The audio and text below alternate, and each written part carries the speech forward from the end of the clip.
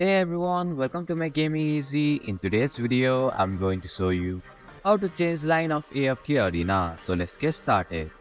First, open the AFK Arena game on your mobile device. Tap on the profile icon from the top left corner of your screen. Now, tap on the settings option. Here in the user settings section, you can find the advanced settings option. Tap on it. Now, tap on the change line option.